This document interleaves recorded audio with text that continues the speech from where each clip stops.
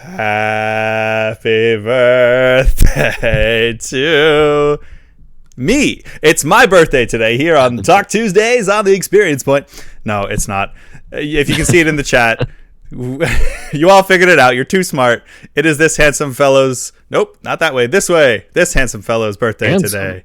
Yeah, I think you're handsome, especially with that fresh cut. I barely know. I don't know. I'm tired. Same. Yes, it is my birthday. I am 36 years young, and I find it very offensive that my favorite music label, Game Chops, released a new single today called Grandpa's Theme, and I'm like, you motherfuckers. You telling me something? Are you telling me something right now? That's amazing. I see how it is, Game Chops. And you're like, oh, I guess I'll give it a listen, and it's like, Josh Koval, you're so fucking old now. It's like, no. Sorry to interrupt. I'm so young now. Happy birthday, Josh. Oh, Police yelling happy Felisa. birthday. She said the church hat's not working. Try updating Twitch. Thank you. Happy birthday. Before we get to... Oh, of course not. Andrew just spontaneously appeared into the world. I did. I just kind of... I popped out of the snow like daisies. Okay, Eddie Murphy. From... Mulan. Excellent. You've passed the test. Don't you question my Mulan knowledge. I know. That's my... Actually, you probably could. I wouldn't get a lot of trivia. In scene 13, page 72 of the script, You ever see Bowfinger? This ties it ties him with Eddie Murphy. No, I have not. I have seen Goldfinger. Okay. Fa. Ermagerd, it's her birthday boy. Ermagerd, it's the birthday What's boy. up, Parallax? And Fa, to answer your question, Chris. It's Fa Mulan. Yeah. Fa. Fa Mulan. So Eddie Murphy was in a movie with Steve Martin in the late 90s called Bowfinger. Mm-hmm. And it's a movie about a dude trying to make a movie. Oh, nice. Like it's an early example. So the whole joke of it is that there's this big action star named Kit Ramsey, played by Eddie Murphy. And this guy, this like kind of cheapskate,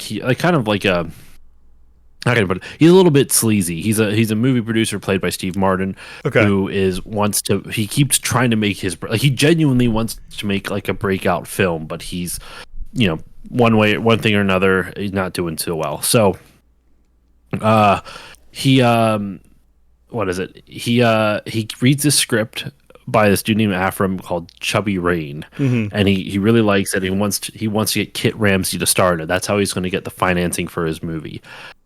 But he can't afford Kit Ramsey, so he lies to all his actors to say, yeah, we got Kit Ramsey, and then he just has them walk up and state their lines to him in public when Kit Ramsey's out in public, and however he reacts, that's what they work with.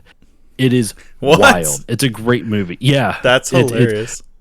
There's more to it than that. Like Kit Ramsey has some weird, like he goes to a therapist because he believes in these weird things, and the movie just happens to be about those weird things. Yeah. So it's like freaking him though. So he's having like mental breakdown after mental breakdown. That's hilarious. I have to watch that. Oh, it's a great movie. And the reason I thought about it is when you were talking about like the script, script page, this scene, whatever. In the movie, before Kit Ramsey has all his meltdowns, Eddie Murphy as Kit Ramsey, there's a scene of him like reading a script, trying to decide, am I going to do this movie? Am I not going to do this? And he goes, what is it? Everything that his agent is trying to say, he reads like a racial joke into it, type of thing. Like he's like really just laying it on thick. And the best joke of it though is that he's like, "Come here, I have something to tell you. I analyzed the script. I fed the script in my computer. See, and the letter K appears 669 times or something like that, right? Like, and the guy's like, okay, so?" And he goes, "So the letters K K K appear in this script 400 however many times it is." And it's just one of my favorite jokes ever. The fact that this character went that far to find it's so fucking good. That's amazing. It's a great movie. Young Heather Graham, isn't it? Who else? Actually, a young Robert Downey Jr., but I don't know if he's credited or not. He has a very Whoa. small role in it. Yeah, Really? yeah. That's wild. I saw some. I saw a movie recently. Actually, I wanted to talk about this, which because it's something that I experienced as well, where I saw a character, and police actually caught him. We watched this movie. Okay, wait. Before we get too far, I will say, if you don't mind me sharing something that I experienced first, I'll get into the movies, but I think everything has to follow this. It's going to be tough for it to follow this, but I've been really getting into, like mentalism lately. You know, where it's like, you know, some people are like, you make it's magic tricks that make it appear like you're reading the participant's mind. Yeah. So like obviously we've known it here. I'm going to demonstrate actually. We've known each other for like 20 years now. Obviously I know when your birthday is. I'm not going to be like, I'm feeling April for your birthday. But I'll say like, how's my sound coming through for you in your headphones? I mean, it's clear. Okay. Because I know, like, I'm getting something like, did you just throw away a pair of headphones? Or break them or something? Yeah. Yeah. So, I'm going to try something. You can, like... I don't know. That either is because everyone has just thrown away a pair of headphones, because I don't think I even told you about that. So I'm curious how you either planted that or whatnot. But continue. Excellent. Well, I've been getting, so it's been a long time since we talked. So I've leveled this up pretty immensely. I can if I focus really hard, I can actually like materialize matter. Hang on. I'm going to squeeze really hard. I'm going to try not to fart. Okay, cool. Check the left drawer of your desk, Josh. Did you conspire with my wife? What the fuck is this? What the fuck is this? I don't know. Show the people what may have just transpired. Wow. Surprise! You're not old. You're just retro. Wow, you really laid that on thick. I'm like, how the fuck did you know? Did you talk to Courtney? Courtney. Name sounds familiar. Dude, you didn't have to get me anything. Well, I think you held it up off camera. Just put it like directly in front of your face. There we go. Oh my god! Headphones! You just broke a pair of those. I did. What the fuck? Hey, I have 2 jobs now. I have a little bit of disposable income. So happy birthday. I thought you laid that on so well, where I was like, man, did you really like learn mentalism? I mean, who says I didn't? I've been practicing for the last 15 years. I'm texting Courtney. I told her that this was going to happen, and I told her to pretend like she was in on it. Sure. That's awesome. Thank you so much. Man. Yeah. Seriously. These are... she even... Man, I could remember it now. She said something to the effect of like, what brand of headphones did you have again? Like, it's the same as mine, right? I'm like, yeah, they were J-Labs. They're really nice. All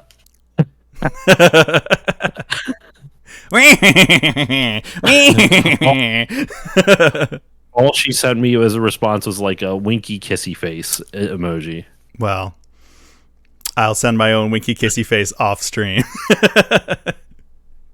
Wow, thank you. Yeah, that's awesome. Thank you. Yeah. You had me going so bad. I'm like, how the fuck does he know about the fucking... I was actually going to get mad for a second. I'm like, I fell for it. God damn. Over here twirling my evil mustache. Very much. Yeah, no problem. Anyway, I thought that would be a fun little thing to do. I was going to have I was gonna get like a cupcake or something and have like my lights turned down and have like a little candle and have Polisa off screen. Like I'm gonna be like, oh okay, now blow out the candle and have her like blow blow it out off over the internet. But I thought this was extra enough.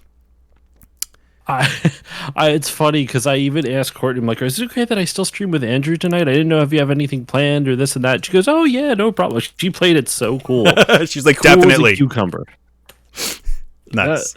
That is wild. That's funny.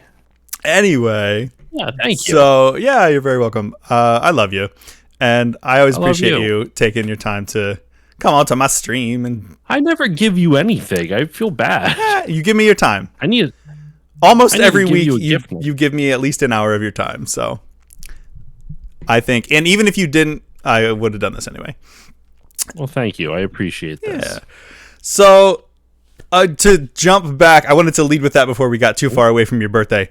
You mentioning Bowfinger and kind of bonkers movies. Oh, that's a nice little case. Oh yeah, this is like, it's bigger than what my old one was. It's bigger on the inside, if you know what I'm saying. Wow, these are really nice. Yeah, Holy, it's bigger than you used to. It is. I'm gonna have to fit something. I don't know if I'm gonna have space in my pocket for this. I'm gonna have to take something out before I jam this in. Imagine some guy cares so much about his headphones that he just walks around with his dick out because, like, I don't have enough space in the pants, so I got to take something out. I got to take something out, so you know. I will risk public indecency for these headphones. Wow, that means the world to me, I guess. And I'm suddenly very grateful that I can only see one of your heads.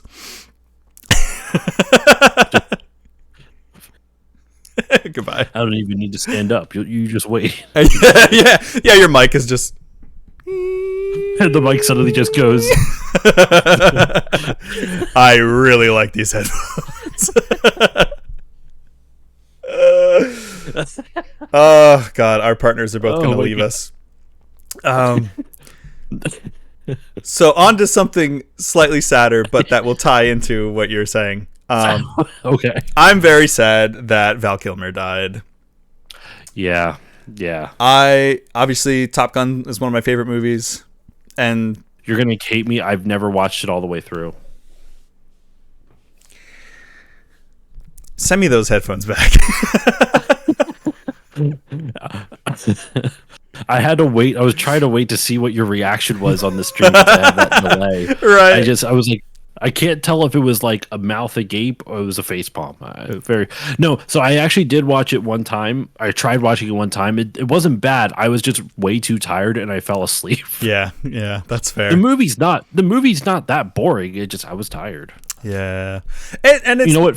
Just for you, Andrew, as a thank you for these headphones, I will watch it this week and report back to you on the next Talk Tuesday. I love that. And we'll have plenty to talk about because we just watched it somewhat recently. Obviously not for the first time. But Polisa and I are watching a bunch of his movies in honor of him. And he was like one of my, I don't want to say, he's like, he probably wasn't in my like top 5 favorite actors, but he's like, would consistently show up. And I was really bummed and it really caught me off guard, even though he had been sick for a while. What's up, Drew? The Drew Tang clan has assembled.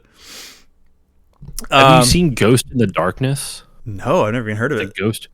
It's a Val Kilmer movie with Michael Douglas. The only reason I know about it is because my racist ass told pastor, and I don't know if the movie's racist or not. I don't remember it, so take it out with a grain of salt. Yeah. But it's about 2 dudes. Actually, it might be a little bit because it's a historical adventure film that takes place in Africa. So I'm pretty sure there's some colonization shit going on over there. But the main plot of the movie is they are fighting a lion. Like there's like a lion that's going around killing a bunch of like workers and stuff like that, and so they are hunting this lion. Weird. So that's kind of like the setup of it. Let me see if I can actually find. Sir Robert Beaumont, played by Tom Wilkinson, is behind schedule on a railroad in Africa, enlisting noted engineer John Henry Patterson, played by Val Kilmer, to right the ship. Beaumont expects results. Everything seems great until the crew discovers the mutilated corpse of a project's foreman, played by Henry Soleil. I don't know. seemingly killed by a lion. After several more lion attacks, Patterson calls in famed hunter Charles Remington, played by Michael Douglas, who has finally met his match in the bloodthirsty lions. I don't know if that means that he gets killed, or because I don't remember the ending of it, but came out in '96 and won an Academy Award for Best Sound Editing. So there you go. Wow, I never heard of that. Yeah, and you can apparently watch it on Pluto TV for free if you want to. Well, what am I doing here? You said a lot of things that set off alarm bells in my head. The character named John Henry in a movie that has to do with the railroad in Africa, played by a white man, Val Kilmer. You know what? He was Moses, too, in The Prince of Egypt. Excellent. He was movie, Moses though. in Prince of Egypt? Yeah. Val Kilmer was? Yeah. Prince of Egypt is a good movie. It is so good. It is. That's one of those movies that just makes me ugly cry, snot cry every single time I watch it. It's so powerful. It's some of the. It's got to be top 5 animated films of all time. Like, it's so funny to me too that like that is like such a very Christian film, not necessarily the messaging, but or anything. But Christians never talk about it. Like in my evangelical sphere growing up, they never fucking talked about it. It's too many brown people. I guess not, yeah. Yeah, it was wild. What are you talking about? Jesus wasn't brown. My Jesus was a white European. Patrick Stewart was the Pharaoh, like his dad. Okay. Jeff Goldblum is in it. He plays, I guess, his Moses' technical brother. I was going to say, does he play the same character as Jurassic Park? And he just finds a way. Oh, you kept doing things because you could, and you never stopped because you thought if you should, or whatever the fuck that line was. I butchered that. How is this plague coming down upon the world of Egypt? God finds a way. God finds a way. Anyway, so we should put Han, if you're still watching, we should put Prince of Egypt on our list of Val Kilmer movies to watch. Good movie. But we've been watching a bunch, and so to quick tie up a thread, one of them is a movie called Real Genius, in which case Val Kilmer plays a real genius. And in that movie, there's this like recluse guy who's a genius who like lives in the the walls of their dorm at this college, and he is, and this came out in like 80. It was right before Top Gun, I think. So it was like 85, I think, maybe 84. And this guy is the same guy who plays Uncle Rico in Napoleon Dynamite. And police actually caught it. She's like, "Is that Uncle Rico?" I was like, "No chance at all." Oh, 85, Drew. Yeah, and it was, and I was like, "Oh my god." Anyway, one of the ones. And I cannot recommend this movie enough, especially if you like comedies, because it's timeless. I think we watched it. I think it was his debut, so I think this was probably like maybe 83, 84. His debut, I believe, was in Top Secret. Top Secret. Have you seen it? Oh my god, yeah! Oh! I love that movie. Okay, I had never heard of it, but just. I made a post about Val Kilmer dying, and I was very sad. And everyone was saying, like, "Oh yeah, we should watch this and this." And somebody said, another one that goes under the radar a lot is this one called Top Secret. And for those so good, for those who don't know, it's like if Mel Brooks made a James Bond movie, but also like a World War II spy movie. It is, yeah, like an old James Bond movie. See, I don't even. It's a weird combination because I equate it more with World War II spy movies because it takes place in like the 50s, but also 60s. But there's Nazis in it still because like Val Kilmer plays like a rock star a la like Elvis. It's almost a parody of Elvis movies too. Totally. But then he plays like a rock star like a la Elvis. When you see a concert with him, they actually, I think, edited in clips of like fans fainting at a Beatles show. Oh, that's funny. Which is kind of very 60s-ish, right? Yeah. And dude, I fucking love that movie. I still remember my neighbor showed it to us like years. Like when I was still living with my parents, I was like 12 junior high, middle school, whatever the hell. Yeah. And a young Josh going through puberty very much remembered the scene on the beach where the woman sits up and there's the two imprints in the sand. Oh yeah. Oh yeah. Yep. That opening song though, I still sing that, if everybody had a 12 gauge, Yeah. and a board too, Skeet surfing. And They're if you just notice at the end, shooting whenever- while they're surfing. and when they're all running to the beach, like all into the tides, there's a grandma with a shotgun, Yes. like just sprinting. Yes.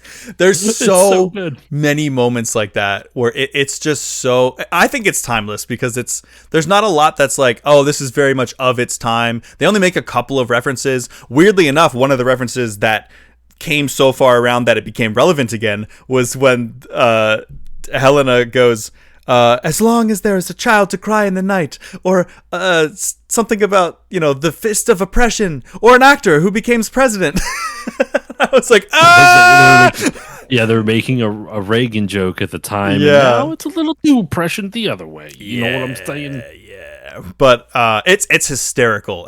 I was crying laughing in the opening couple of scenes. I mean, skeet surfing, the scene where he like our first scene with Val Kilmer, he's sitting on a train with like an easel and you can't see what he's painting, but you can tell there's a gorgeous landscapes going by and he's painting and it looks so cool and he's this gorgeous rock star. And when the camera comes around to see what he's painting, it's just like green smears because he's on a moving train.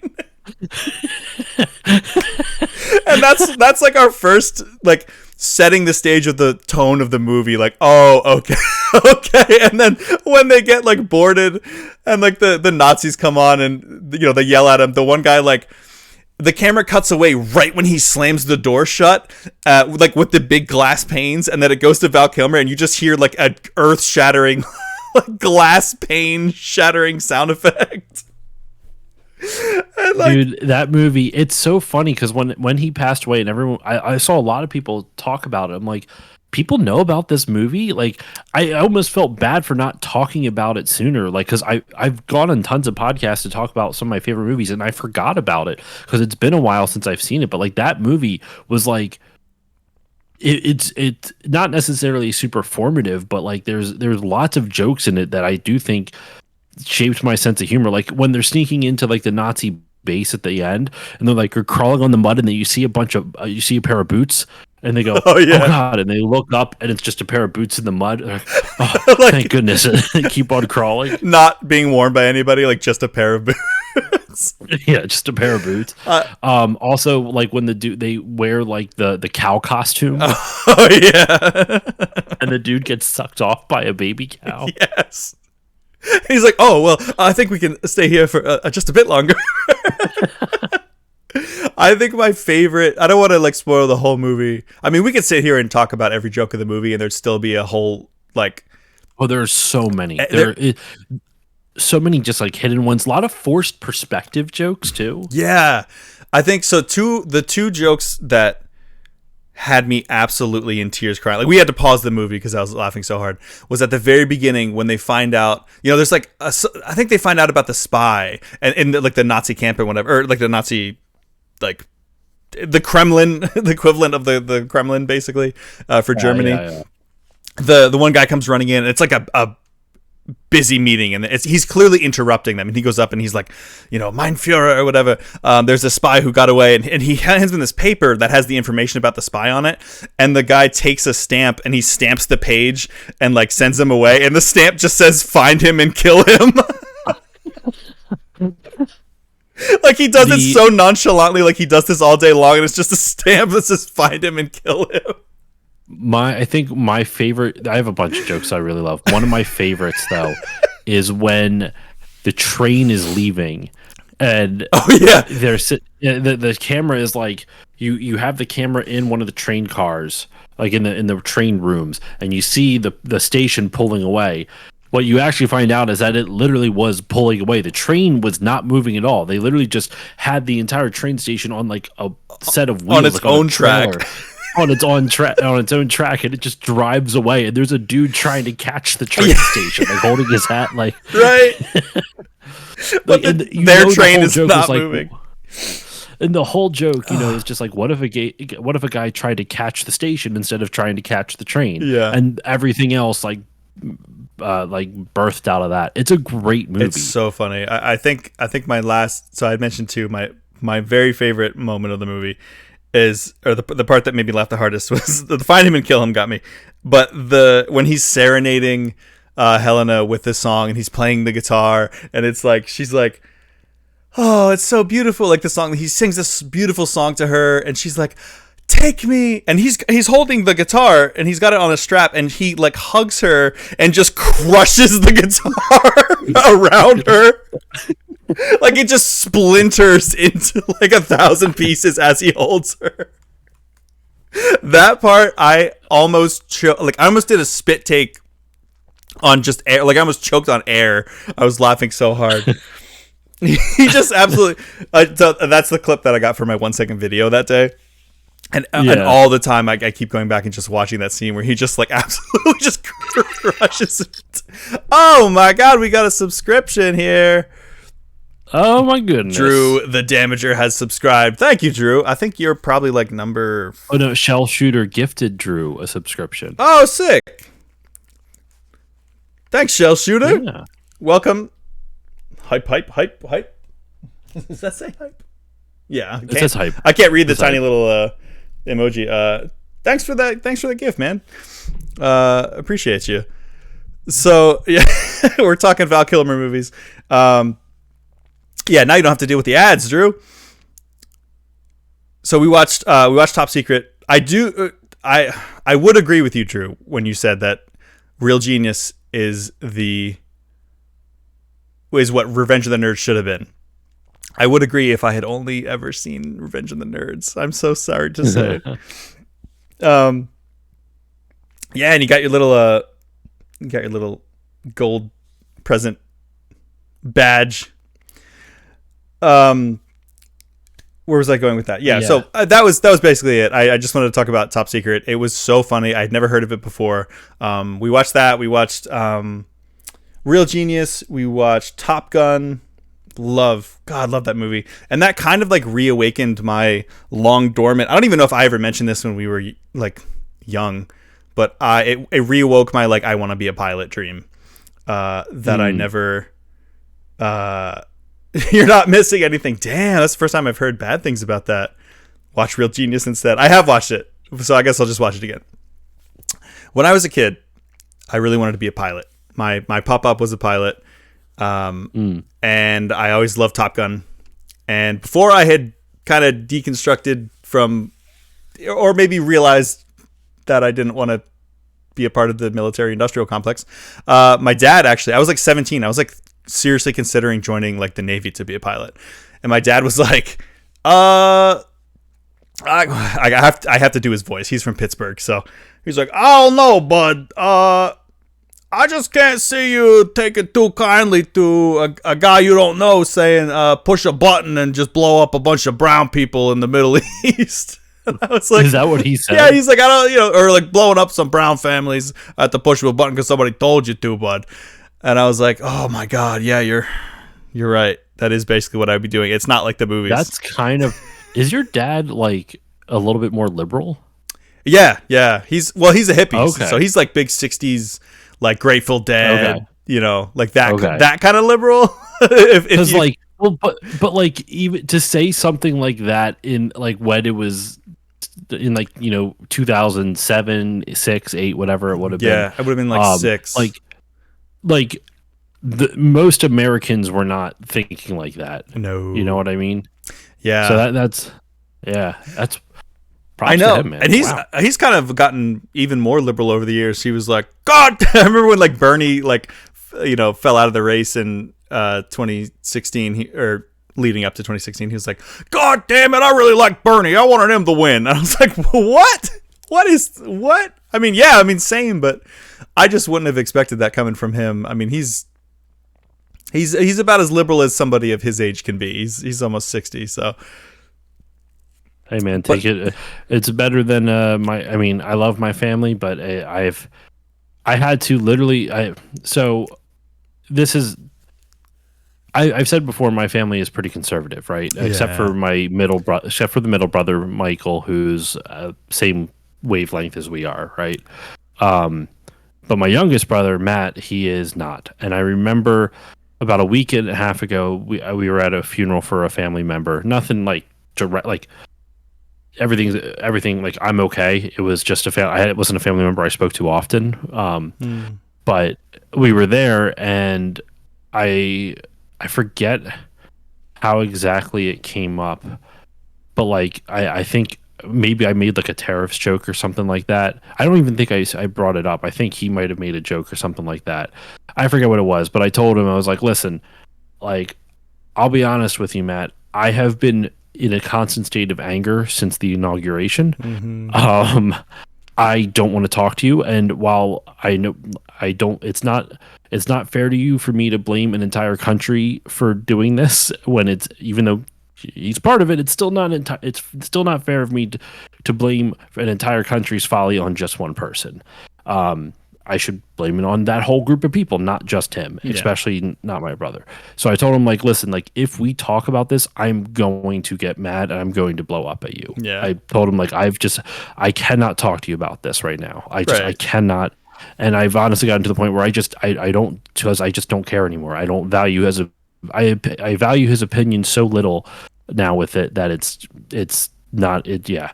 So he, of course, not completely rudely, but he basically had to get one more word in, but his word was that he agreed the tariffs were stupid.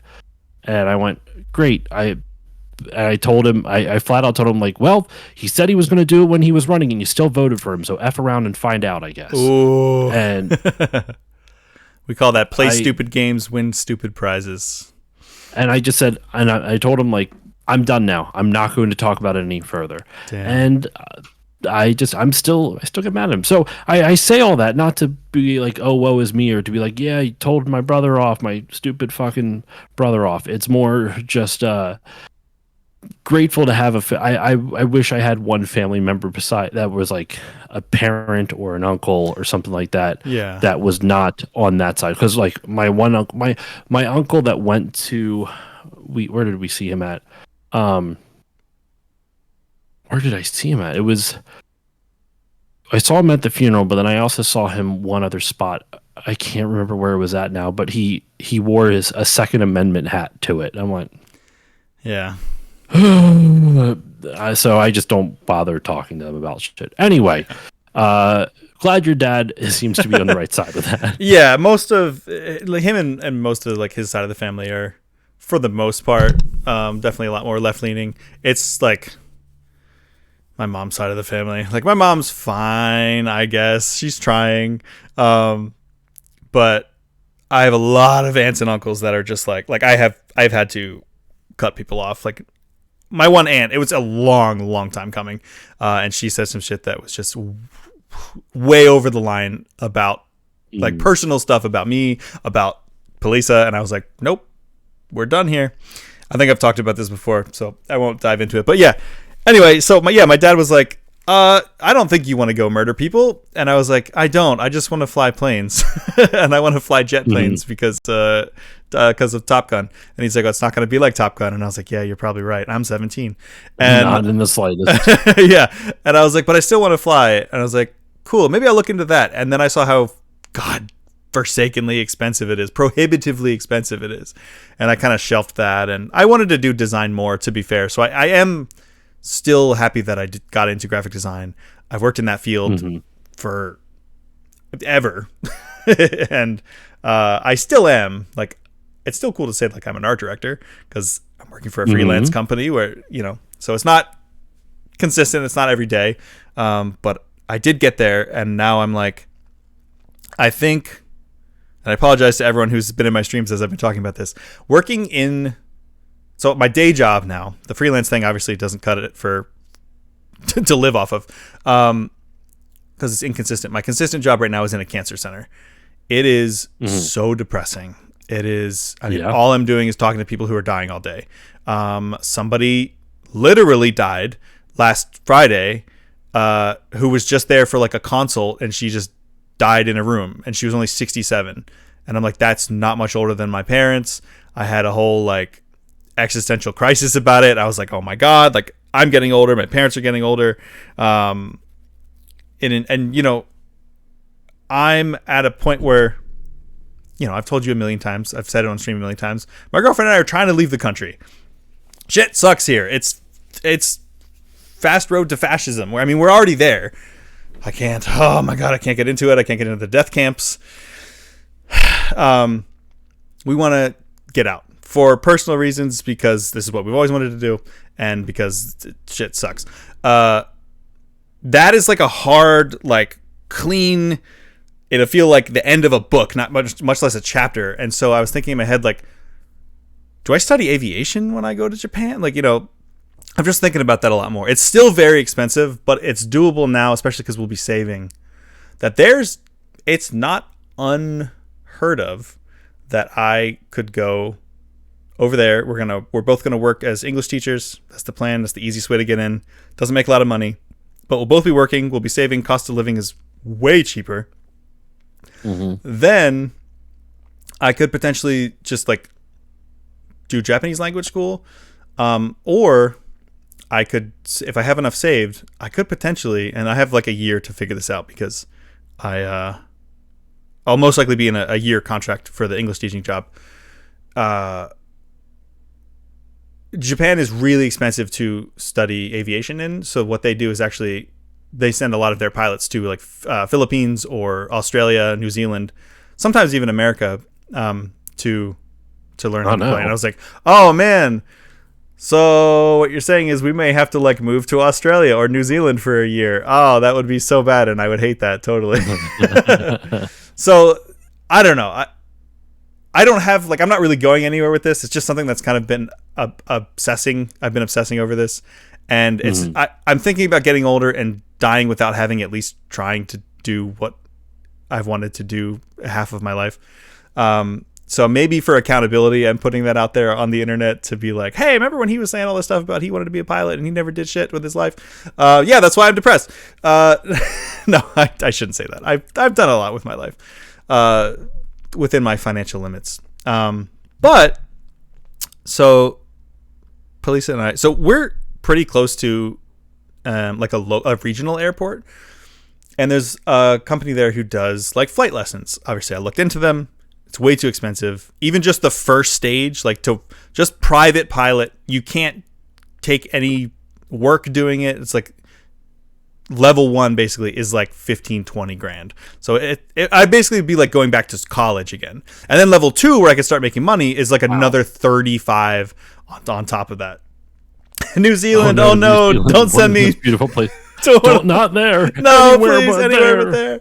Australia is probably the more likely one because of the availability. But if I could, don't send me to a country with socialized medicine. I hate it. I'm a capitalist. I'll be leaving one socialized healthcare place for another. Because we'll be going from Japan to there. Don't send me to Middle Earth. No. Anyway, so there's a company around here who does like flight lessons and stuff. I looked into them. Too goddamn expensive. Unless I get real rich real fast.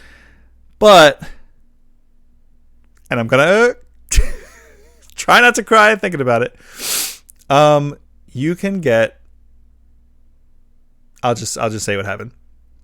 Polisa, for our 2-year anniversary, which was just a couple weeks ago, got me a flight lesson. And wow, yeah, so like I will get to do like an hour of basically like a ground lesson, basically like I shouldn't use this phrase. I really shouldn't use this phrase, but I'm going to anyway because it'll be objectively funny. I'll get a crash course basically in all the stuff that I will need. It's not that bad. I know. Everything like basic stuff, and then like the flight instructor will actually like take me up in the plane, and I'll be able to. They call it like a discovery flight, and or they're like if you want to, and they use this phrase, which is such a cool phrase. If you want to punch holes in the sky, you can pay X amount of dollars, and I'll actually get to take controls of the plane for a little bit, which is super sick. You're not one of them DEIs, so you're fine. I know, right? Oh my god! And that's another reason why I'm like, Well, I'm really glad I never like figured out, or I never got into aviation here, because they're slashing all the FAA stuff and firing people left and right, and more crashes are happening because they're firing essential staff. It's fucking garbage. Anyway. So, and meanwhile, one of the people who's like, "Oh, we're getting rid of DEI and woke stuff in the military," has leaked hypersensitive data, hypersensitive war plans twice, multiple now. times, fucking twice. Fucking, I don't. I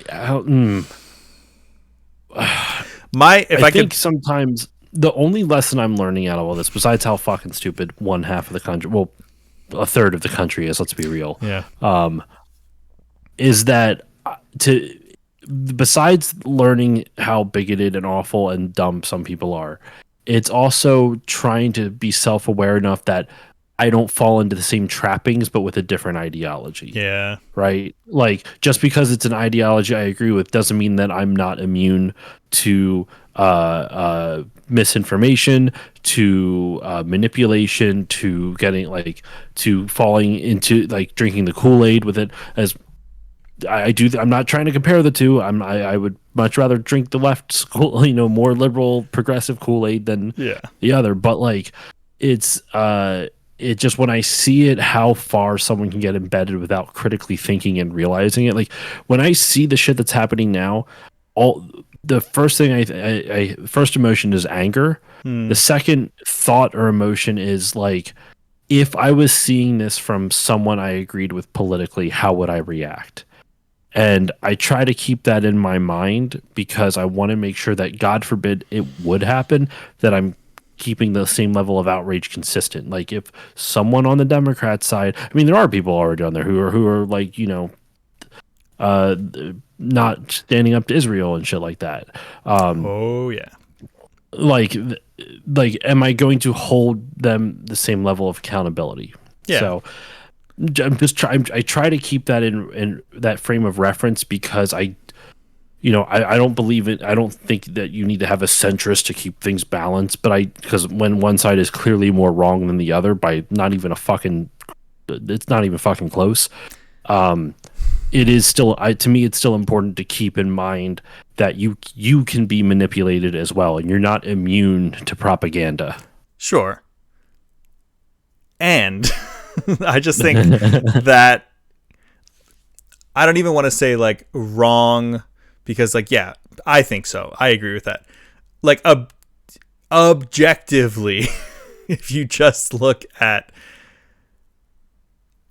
everything that just undermines all of the things that they say that they are trying to do and all the active harm that they are doing, it's not even there's bad people on both sides. It's there are people who are causing harm, and there are people who are trying to stop them from causing harm. You almost can't even compare them in that way. But I do see what you're saying. And there are politicians to be clear, I'm not saying that people should do that. Right now, shit is so fucked up from specifically one side that that's not a beneficial message. I'm just saying, for myself, I try to keep that mentality in there, because there has to be a correction the other direction right now. No ifs, ands, or buts. I just don't want to, when that correction happens, what sometimes can happen is that you go too far, which, even so, progressive policies, the farther, I don't know, that's a different thought exercise, but I still try to keep it in my head, just so that way I don't let myself get swept up in something. What was it? A good example I saw somewhat recently was I can't remember. If I remember it, I'll bring it up. There's an example of a bunch of progressives and left-leaning people on Blue Sky, getting swept up that someone died or something like that, only for it to not be true in the slightest, because people wanted to believe that this person did this or passed away or whatever, only to turn out it wasn't true at all, type of thing. And that's the type of thing I want to try to make sure I'm not falling into. Yeah, I think there's definitely space to hold for that as well. Anyway, Anyway. so piloting. So yeah, I guess I'll just wrap up by saying that's something that I have not been able to stop thinking about for a long time. And then we watched Top Gun, which, like, of course, just it took me from 80 to like 100. And who knows? I don't know what will happen. I have a year and a half to figure out if I want to take that path. But also, then I'm learning about how much money I never really want to do airline piloting until I found out how much money that they make. And I was like, yeah, maybe I could. I just know I'm not getting any younger, and I at least want to try it out. So we'll see. I'll put that out there into the universe. Felisa, if you're still in chat, thank you from me for Andrew. Oh, that's awesome. That's very kind. That's awesome. What a great gift. Yeah. And speaking of gifts, great segue. Jeez. The one gift besides this headphone that lovely friend Andrew here on stream got me. My wife got me. Oh, she's my wife got me. Yeah, she is. Where are you at? Super Mario Wonder. Oh, nice. Excellent. Elephant Mario. Yeah. Played a little bit of it tonight, and it is absolutely fantastic. The only other thing I'm probably going to splurge a little bit for myself on is the new Indiana Jones game that a lot of people are raving and how good it is finally out for PS5. So yeah, freaking Troy Baker's performance as not just Harrison Ford, the young, like fresh off the movie lot in the 80s Harrison Ford. It's incredible. Have you played it? No, I've seen a ton of clips of it, and I think wasn't it that I think the story was that he auditioned for the role, and then they were like, I don't want Troy Baker, like he's too big of a name or something. It was something about him specifically that they didn't want, and then he had somebody on the inside be like, dude, he is perfect. I'm just gonna. I think he submitted a Troy Baker's audition again, either under a different name or something, but didn't tell them. And they were like, oh my God, this guy's perfect. Let's get him. And they were like, okay, well, that was Troy Baker. So, and he was like, damn it. So they hired him. But I don't blame them for, at least they tried, because like Troy Baker is vastly becoming like the Chris Pratt, not nearly as problematic, but the Chris Pratt of like voice acting, where it's like, oh my God, I get it, you're in everything now. Yeah, you know what I mean. I would say he's encroaching on. I would say he's the new like Christopher Nolan, or not Christopher Nolan, Nolan North. Where it's just like you hear one syllable and you're like, oh my God, this guy, I hear him in everything. Okay. It's funny because like Nolan North, I didn't play, other than Uncharted, I never played the games that he was in. So it, like all that stuff went right over my head. Oh wow. Yeah. So like but you know, he's in Assassin's Creed. He was also in Spec Ops: The Line. You should play that. Have you played Spec Ops: The Line? I played a little bit of it when it first came out. So it's been a really long time, and I remember loving it. Or no, I played the demo and I was like, "Oh my God, I'm going to get this game." And then I never did. I don't know why. Dude, it is if you can find a copy of it, like I have it on the PS3 if you have a PS3 and you want to borrow it, but it is, especially with like it is a military shooter that is vehemently anti-military. It seems like it's a very intense, very like, there is a moment in that game that will haunt me for a long fucking time. It's a very powerful game. Anyway, and badass sand physics too. He's in that, and he's fantastic in that.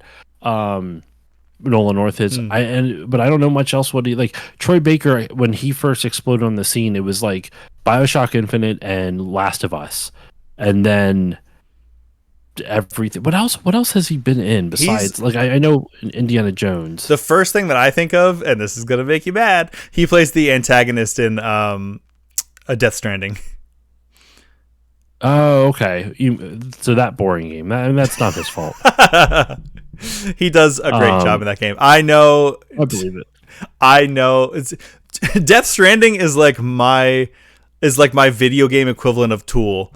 I'm not saying Death Stranding is my favorite video game, like Tool is my favorite band, but I will never argue against anyone who's like, I listened to Tool and I really couldn't get into it. If people are like, I played Death Stranding, and if they gave it a fair shot and played it for more than like, 10 minutes, I am like, that's fine. It's not going to be for everybody. It almost didn't get me. And the same thing happened with Dark Souls. I played Dark Souls for the first time. I played like a half an hour of it, and I was like, this is so stupid. I hate this. It's too hard. It feels, I hate it. And then the same thing happened with Death Stranding. You let me borrow it. I played it for a little bit, and I was like, that was okay. Kojima's gonna Kojima. And then for the next like 2 days, I couldn't stop thinking about it. And I was like, I really want to play more of Death Stranding. And the same thing happened for me with Dark Souls. Same thing happened for me with Tool. When I first heard Tool, I was like, oh, what is this? And I saw a music video and I was like, this is weird and creepy. And like, I like metal, but it's just too weird. It's too weird. And then I couldn't stop thinking about it. So Death Stranding is the Tool of video games. To me, though, Tool at least does like really complex musical things. But like, how can I put this? Tool is like a musician's band, like someone who's like really into music theory fucking loves Tool. Yeah.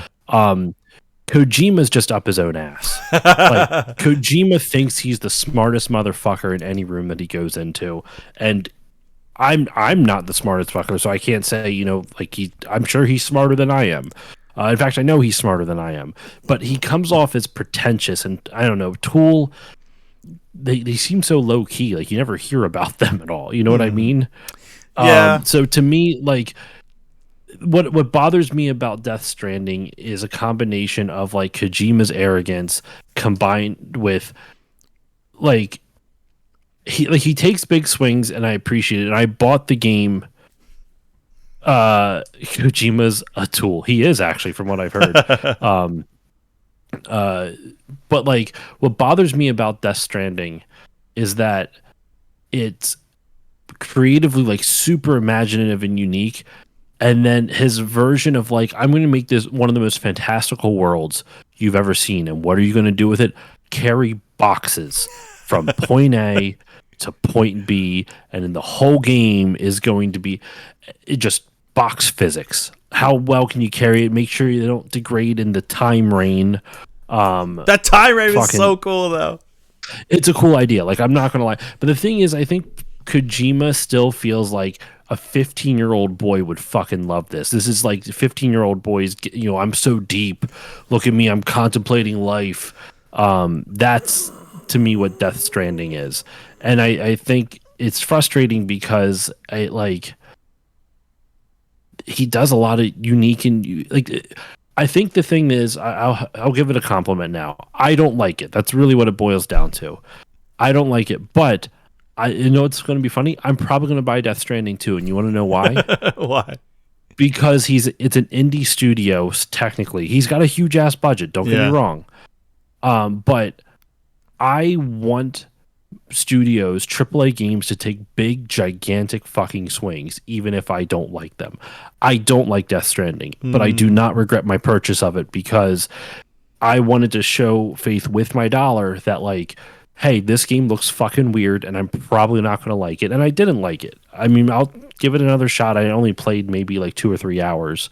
But like, maybe I'll give it another shot and see what I think. But like, I wanted to support it because I want more devs to take giant swings than what they do currently. So, excuse me, I'll probably end up buying Death Stranding 2 at some point just because I want more people to be like, oh, this game sold well? Like, that's weird. It's so weird and different. It's not like anything else that we've ever made before. Yeah. I'm like, well, that's kind of the point. That's I hated it, but I hated it, but I think it deserves to. I'm happy it exists because I want to see more games like not more games like it, but more games that take swings like it does. I wholeheartedly agree on that aspect of, like, you should definitely support the games that are taking risks now more than ever, where everything feels like games feel exhausting nowadays, and we have to like support the gems like the Death Strandings or the South of Midnights. I want to play that so Dude, that bad. game looks fantastic. I want to finally play that came out. so fucking bad. Me too. But it's only on Xbox or PC Game Pass, and I don't have a good enough PC to play it. Yeah, that's the thing. I was like, I'm definitely gonna get it on PC, but I want a physical copy, which makes me sad. I want to play that. I want to play. It looks great. Yeah. I love the like low frame rate animation. Like it actually looks stop motion. And then there's that like horror stop motion one coming out. I think we talked about that a couple weeks ago. Yeah. I guess segue could be, speaking of horror. I know. Okay, we're an hour in. I won't take too much more of your time here. It's fine. I'm not streaming tonight. So. Oh, that's right. You did say that. Speaking of horror, actually, I'll say a better segue would be, speaking of politics and being angry, and speaking of metal, the new Killswitch Engage album rips. Like, oh my god. Yeah, front to back. Like, I would consider them one of my favorite bands. Got to meet them twice, by the way. I know, and you didn't fucking take me. I know. Even though you know I'm the metal fan, but it's okay. That's true. I did go with Justin, though, if that makes you feel any worse. I know, you did. If that makes you feel any worse. Oh, no, it was just one time. I'm just fucking with you. But I know he's a lot more into Rise Against than you are, and both of the times they were also with Rise Against. That's very fair. Who are also great. And they have a new album out, and I really dislike it, which is sad. But the new Killswitch album is very politically, like a response to the current political situation. And without getting back into that, it's a cathartic listen. It's like you can just hear the pain and the anger, and you're like, fuck yes, that's exactly how I feel. And I listened to it all the way through, and I was like, oh my god, I have to listen to it again. And then I just listened to it again for the second time, and yeah, pretty much bangers front to back. Not a whole lot to say about it other than that. Loved it. They're probably one of my favorite bands. This is the best album that they've had since my favorite album, Disarm the Descent, which I want to say was like 2015. So it's been probably around 10 years since an album. It's been a while. Oh God, I was walking around singing. I was singing like Creed, and Felisa was like, "What are you doing? What is this butt rock I just keep hearing around the house?" And I was like, "Where the flat hole me higher." Yes. So we were just singing Scott Stapp all around the house. Creed was unironically my favorite band for like a number of years. Oh my God, what a statement. You're so brave to say that, Josh. You're so brave. Dude, Creed fucking rocks. I'm not saying that Scott Stapp rocks, but Creed's music was legit fucking good. If you ever listen to their album Weathered, that album fucking slaps. It's a great album. But the only reason that people didn't like Creed is because they got commercial super fast. And then it's the Nickelback problem. Like, there are some Nickelback songs that are fucking great. Oh, I'm totally. not a Nickelback fan per se, but Creed was like the OG Nickelback. They got too commercial, and it was fun to make fun of them. And also because Scott Stapp has a really weird cadence to his singing. Yeah. Open to a place. Like, who would add an R to the word open? I know. Scott Stapp would. Open. I know. It was so funny. I was like, so I forget what line I said. I said one of them, and I was like, how did he take a 2-syllable word and make it into 7 syllables? You had a lot of R's to it. Yeah. It's almost like a light. It's like, it's kind of like what, oh my God, I almost said Mitch Hedberg. Mitch Hetfield of Metallica does, but just like light. It's like diet Metallica. Because he's always doing the like, yeah. Like, how'd you add an R into yeah? Yeah. Well, it's thinking of things that have been cathartic for you as well, like cathartic, I should say. Punch and Nazi Month is happening on the Still Loading podcast right now. That's been very cathartic.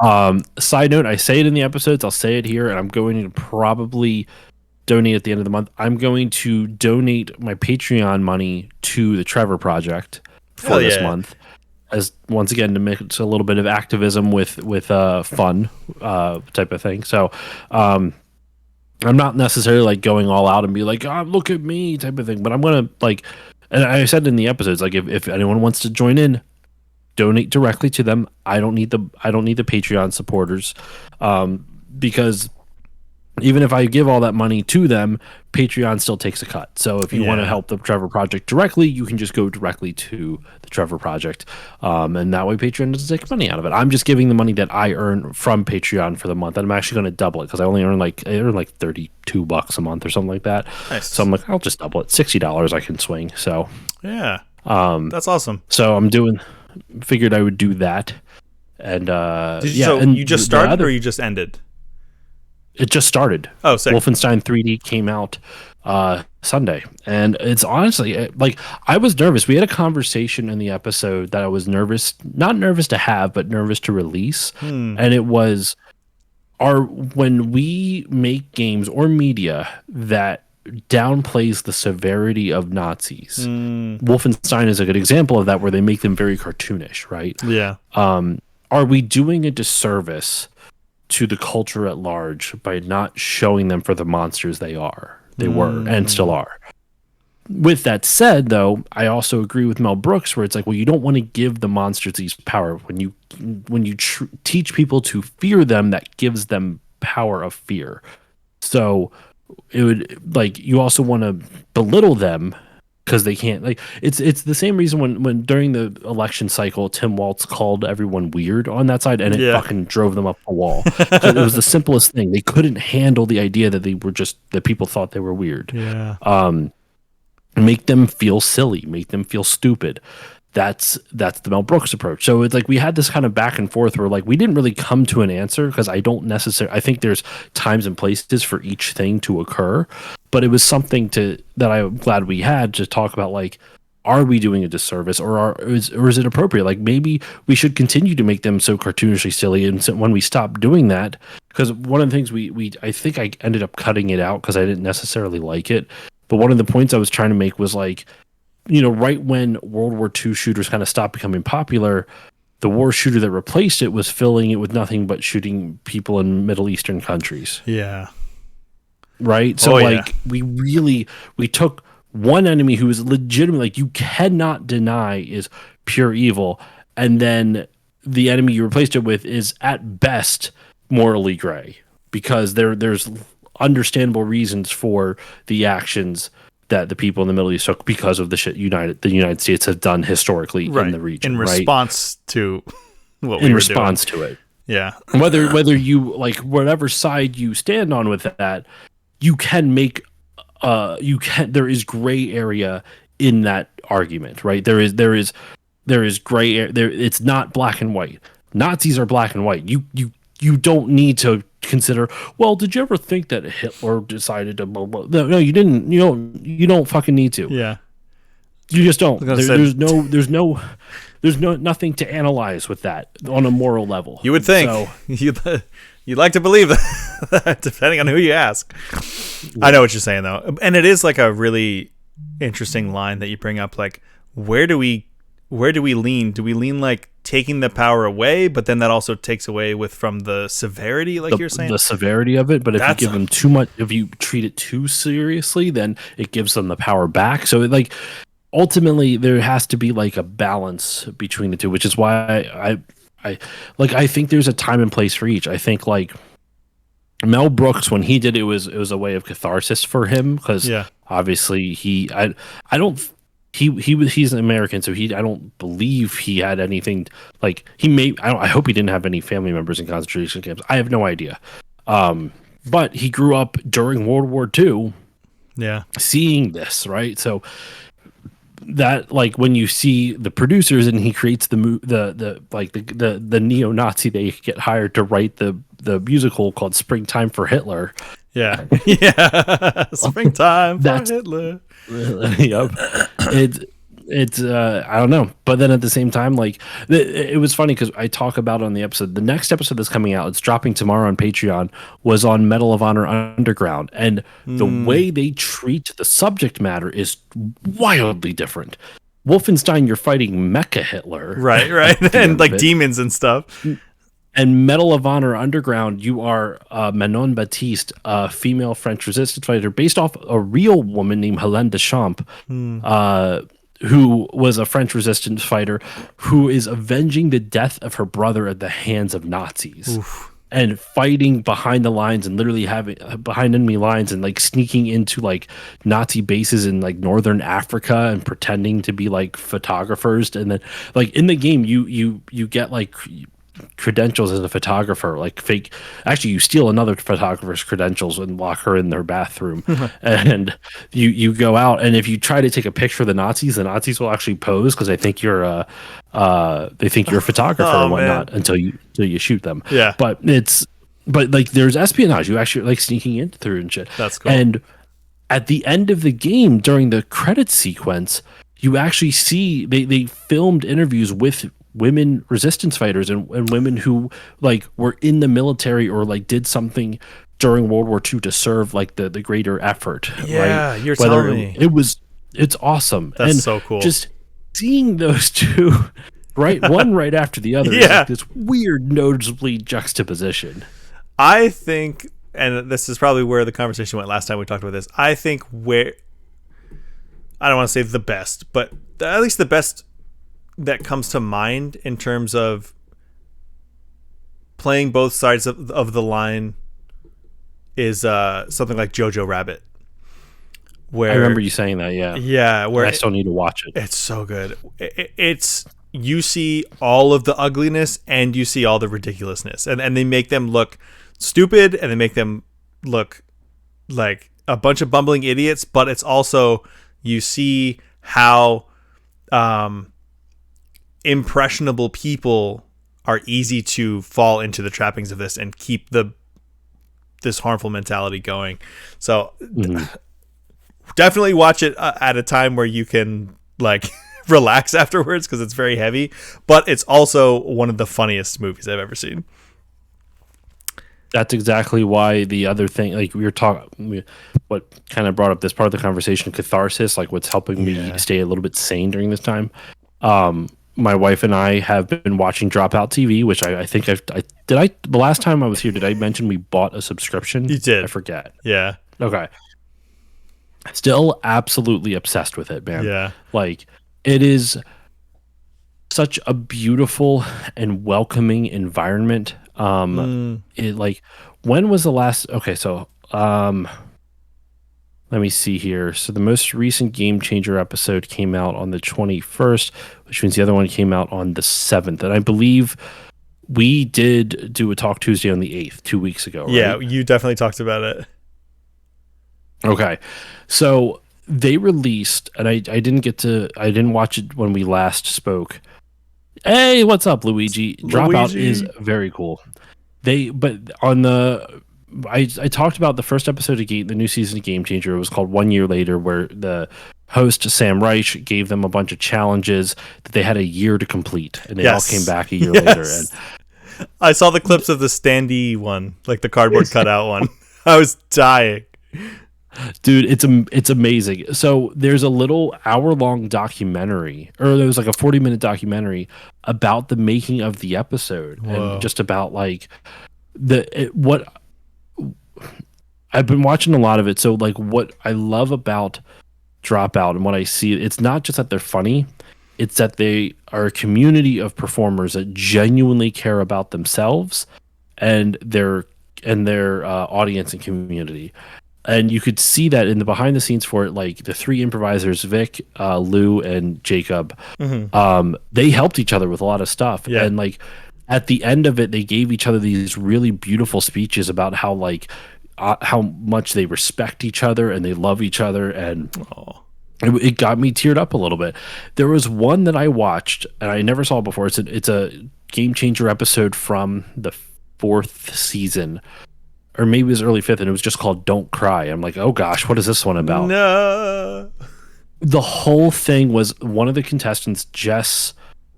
I can't remember her name. It's not Jess O'Brien. It's Jess. I'm gonna look it up real quick because I feel bad now. But they basically, it started off with like Jess Ross. That's her name. It started off with like it was all like good crying in a sense, like where people would come in and like they would say like you legit broke down in tears during some of their D&D sessions. Oh, I'll talk about that in just a moment. But like it was Jess O'Brien, Jess Ross, excuse me, Rekha Shankar, and I can't remember the third improviser's name. I had never seen him before. And they were, they would, say something nice about each other, and they would say these very heartfelt things. And if you cried, you lost a point, right? I would be at negative 1 million points. After the second, midway through, during the second round, they, everything, like the two other guests, the Jess Ross is in the center, and the two other guests, they say something like they both say something nice about Jess. And then it just keeps going. And then like someone comes out from behind the curtain and it's a different person who's not a contestant also saying something really nice about Jess. Yeah. And it keeps going and going and going. And they keep adding to it. And she keeps losing points. And I'm like, why are they like, this is like, everyone's being so nice to Jess. Like, what is going on? And what had happened was her and her fiance, her partner, they were going to try to get married. But then the pandemic happened. Her and her partner, Kate. No. And the pandemic happened. It was their whole wedding party that came out. They ended up, and they got married by Bob the Drag Queen on the episode. Oh my God. Because Bob the Drag Queen is one of her favorite performers. Oh. And it was just this beautiful thing where like so many heartfelt, like her mom wrote a letter to her. All these people wrote letters or like there's a little video clip montage, and like Jess is just in full tears at this point. Oh yeah. And that's when they explain like, Jess, you've had a hard year, haven't you? And she explains like, yeah, we were going to get married, but then COVID happened, but then also she had needed back surgery, and she was out of commission for like months because of it. And just what I think it's been so cathartic about Dropout. It's not just that they're funny. It's that they've kind of like what Games Done Quick has done as well, where they've created a community of inclusive, welcoming people who are queer affirming as well, who aren't afraid to like the people who on it, if there's anyone who is queer on it, they're not afraid to be themselves. And the people who are cisgendered or just not queer, they are very inviting, and they are very like there's no judgment. It's very, no, I shouldn't say no judgment, like, but you know what I'm saying, like they're accepting, they're friends, they're found family. And there is something very cathartic about seeing that. And it's funny, the more I wrestle with my own personal faith, the more I'm realizing how fucking wrong my personal, what my upbringing was. And I'm not saying I'm no longer a believer. What I am saying though is my faith has now changed to be like, I see whatever the divine, whether you want to call it God, whatever you want to call it, I see more of that in what Dropout and Games Done Quick and people like in groups like that who just cherish the diversity, cherish how different everyone is, and love that they don't come from the same backgrounds, and they try to be cognizant of that. And it's this beautiful thing where they it's not that they just cherish, they celebrate it. They celebrate how different they are.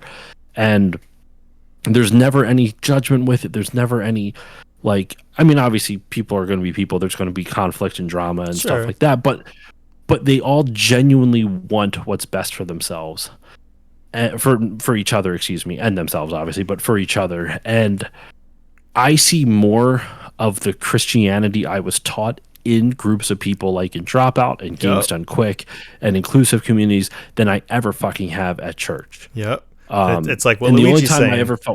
It's the only time I ever felt close to it was when we would go on missions trips. And that was because we were working closely together with a group of people that, I'm not saying we're diverse, we're all cis white people, but it was still not like, you don't have those types of experiences generally. Right. With like, yeah, you work with people, but you don't go to work in that same way and live out of your comfort zone and have this bonding experience like that. It's almost like acting like how Jesus actually was, and treating people how real life Jesus really did, and not white Republican Jesus who's going to be like, yeah, sure, I'll heal you, but like, I don't know, is that a pre-existing condition? Are you an immigrant? Do you have insurance? Is your leprosy a pre-existing condition? Yeah, right.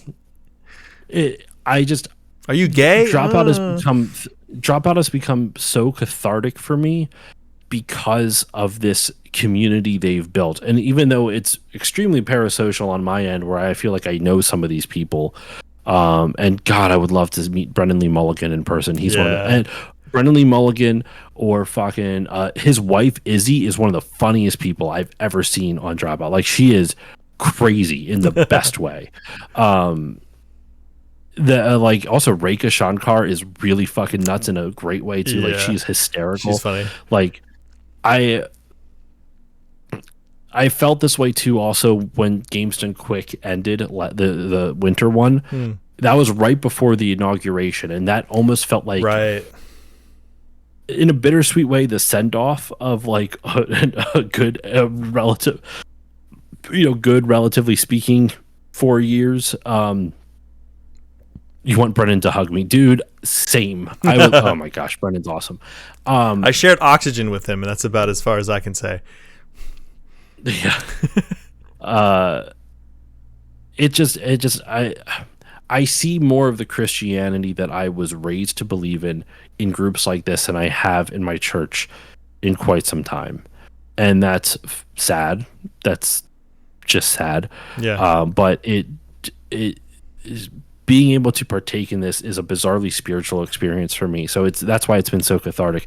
Also, I got my wife finally, like, she's always kind of like enjoyed my nerdiness to a degree, but never like too much. Like, we were an opposites attract type of couple. I got her hooked on Dimension 20 because she loves the Dungeons and Drag Queen series. Nice. They've done 2 of them. She finished the first one and absolutely loved it, and she's watching the second one right now. I could literally hear her like laughing hysterically while we were doing Talk Tuesday right now. So I can't recommend Dropout TV enough. And assuming there's no limit on it, if you would like a login for it, Andrew, I could let you use my account. Yeah, I want to check out Dimension 20. I want to check out, I think it was Luigi that said Fantasy High. I keep hearing about that. I know my one friend and now coworker is... You can watch... So Dimension 20 is... Fantasy High is part of Dimension 20. It's just a campaign. You can watch the entirety of Fantasy High for free on YouTube if you want a taste of it. Oh, cool. Yeah, just as a little side note. I think the biggest draw, though, is to get to see the full episodes of Game Changers. Because I see the Game clips. Changer, very important. People make some noise. I also want to really try out. I also really want to try out. Actually, it's great. What is it?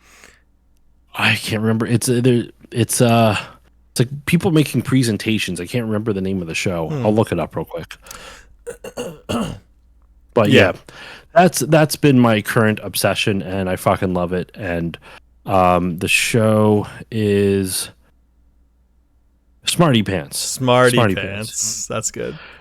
And it's like the one presentation was like the ocean is bad and here's why. And it was like, the fish are stupid, and it would show like picture of the most fucked up fish you could think of.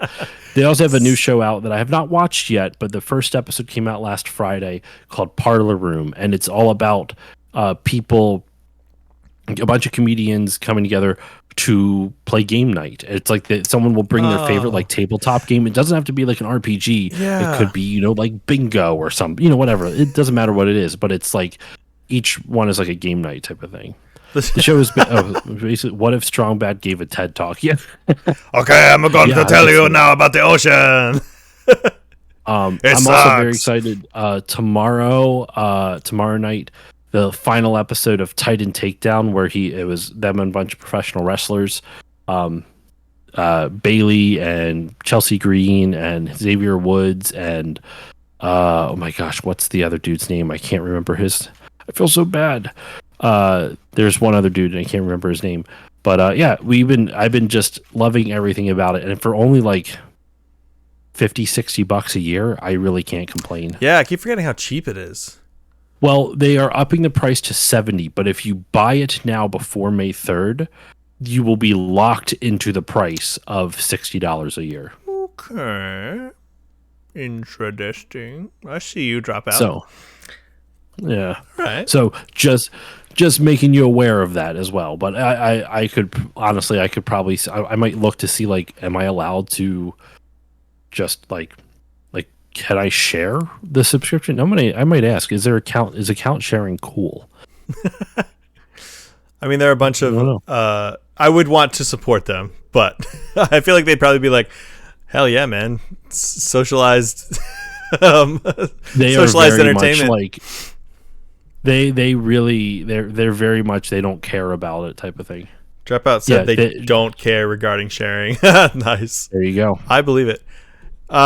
I cool. literally bought it because of seeing clips of very important people. Then I told Courtney, I'm like, we should really do this. We should really. It's supporting good people. They also, in terms of like what they do for comedy and stuff like that, they are the best paying gig in Hollywood for like up and coming comedians and stuff like that. They are like a destination for comedians right now because they actually pay well. That's awesome. Versus if you try to get on, it's harder to get on TV shows and all this other stuff. So like, they pay their performers more, but obviously as they have grown, so has their budget. Like their stuff has the fact that they haven't changed their pricing for like 3 years. The last time they upped it was in 2022. They're only upping it $10 a year, which is about $1 a month. That's still nothing. Yeah, and you would pay max $70 a year. Nice. That's it. So yeah, love Dropout. I have to shout it out as much as I can, just because it has been such a wonderfully therapeutic thing for me to partake in. I love that. They seem like great people. I have so many clips from TikTok of game changers, and I'm actually clips that I saved that have me rolling laughing. I have to give it a shot. My thing is like all these games we talk about, all these shows and movies, I have the least time I ever had now. I have 2 jobs. I stream 4 nights a week. So I don't know how much time I can really give to things, but I mean, you find time. And speaking of streaming, this is a Netflix thing, and you know, Netflix is going to be Netflix, but I'm curious. You've watched the Castlevania Netflix shows, right? I watched some of the first season. Okay. Of the first show. I never watched any. Motherfucker, are you serious right now? Sorry, I've been having ant issues in my room lately, and I had 2 cans of Mountain Dew up here. Luckily, I drank both of them, but ants are already trying to climb into them. Dang, I just blocked mine on Facebook. Oh, that was a. It took me a second. I know. Terrible. I'm really fucking annoyed right now. Like I've been literally it's going to be really dark. I've been smushing them and leaving them there and be like, yeah, it's a warning to your friends. Yeah. Take them back. Yeah, just do a little kill a couple of them and spray them with like pesticides so they take the dead ones back to their lair and everyone gets sick and dies. If you have like they don't like mint, so if you do like mint essential oils with like some water and mix it up and spritz it at spots, they'll like. I've heard cinnamon as well.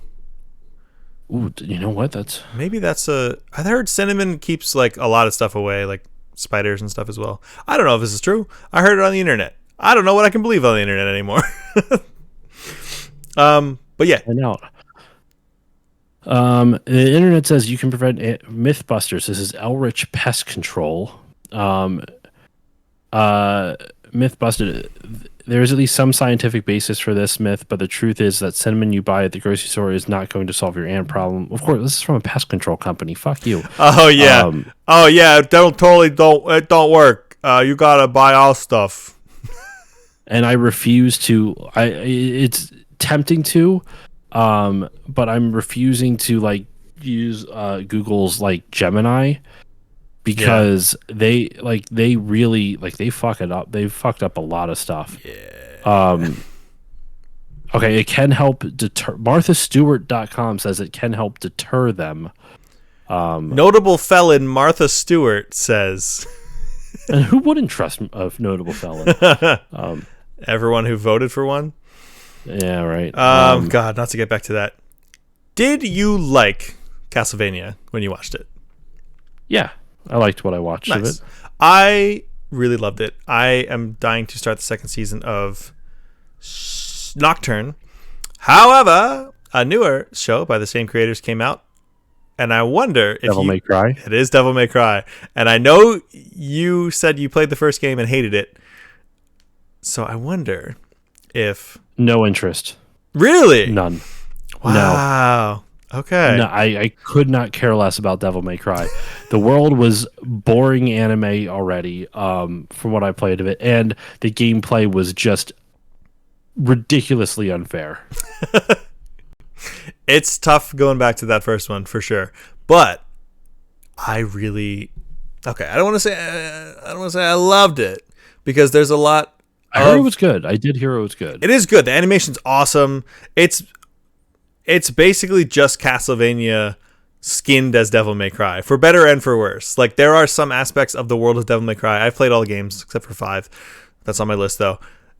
There's stuff about the world that doesn't quite feel like it's there yet. There's just like the it's a Capcom series. It's very Japanese. So like when you have this American guy doing it, or maybe he's Canadian, I don't know. He's not Japanese. And it just feels like it's not quite the right tone. But it's almost there. It's like 75% of the way there, and it is a very fun watch. The it's got what ants crave: ant killers. We had a lot of fun with it. The first season was cool, and what I at first didn't like, but then grew to like, was that it's not an adaptation of the games. It's kind of its own story that's seemingly a prequel. So it seems like it's going to lead right up to Devil May Cry 3, which is technically the first game in the series, chronologically. So I'm sure you probably won't, but this is for you and for anyone listening. If you're going to play a Devil May Cry game, play 3. It's the first one chronologically, and it's the best one. So if that gets you hooked enough to play some older ones that are like, oh, I don't know, it's harder to go back to, but the world is cool, the characters are cool, the story is cool, gameplay is cool. I say it's rad. And a little side note on the end of that, because I don't have a whole lot to say, but action games, smooth action games. Started playing Ninja Gaiden 2 Black. The remake of it, right? Yeah, the Unreal Engine 5 remaster or remake or whatever. Very cool, very smooth. Oh, buttery smooth. The only issue I think that I have with it is something that they couldn't help. Much like Steambot Chronicles, which I just beat and loved. They had a catastrophic data loss with the original files of Ninja Gaiden 2, and so they had to work off of the PS3 version instead of the original 360 version.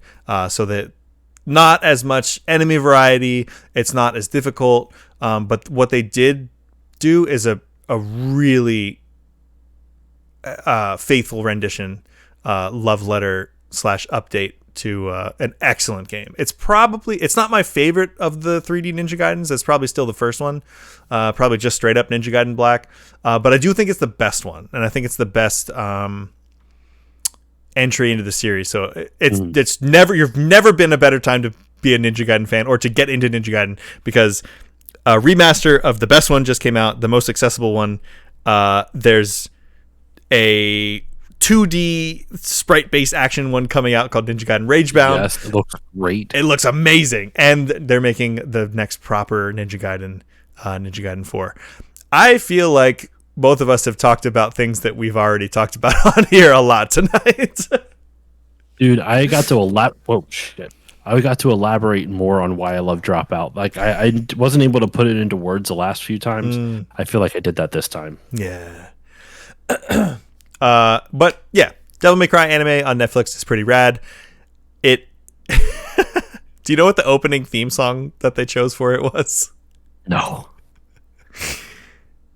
It has one of the coolest stylized animated openings I've ever seen in an anime, or animated series, and it's set to "Rollin" by Limp Bizkit.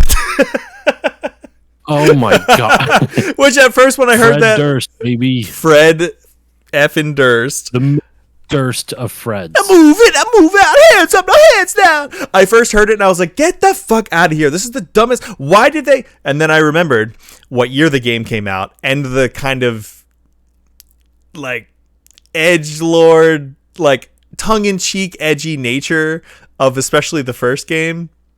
And I was like, actually, wait, this is perfect.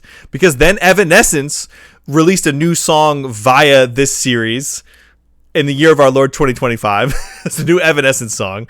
Limp Bizkit is getting popular again because of this. And then I think they also use that Crazy Town song, Butterfly.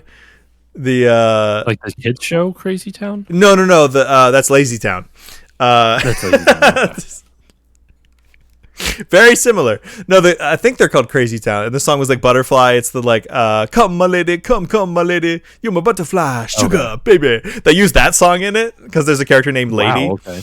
And it's just so funny because I'm like, it's 2025 and I'm hearing these songs from like the early 2000s and it's breaking my brain because it's a very new, very high quality animation, but it's of a 20-year-old video game that's kind of janky, but it also fits. It's very weird.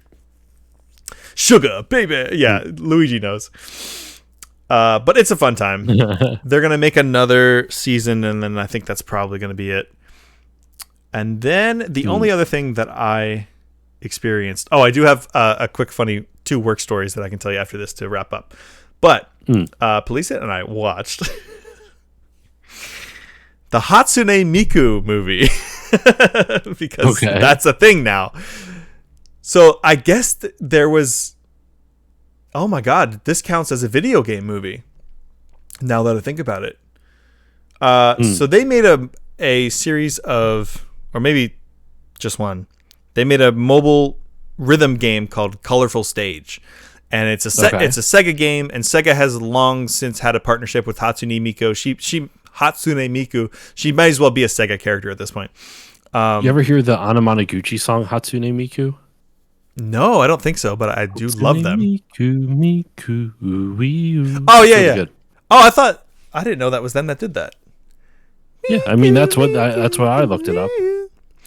Hatsune Miku. I saw somebody photoshopped a Meatwad from Aqua Teen Hunger Force with her little ponytails, and it said Hatsune Meatwad. Oh no! And I was just like, because she has a song that's like something like I'm hiding in your Wi-Fi, and I was walking around the house just going like, "Hey man, this is me, Hatsune Meatwad. I'm just hiding in the Wi-Fi, man."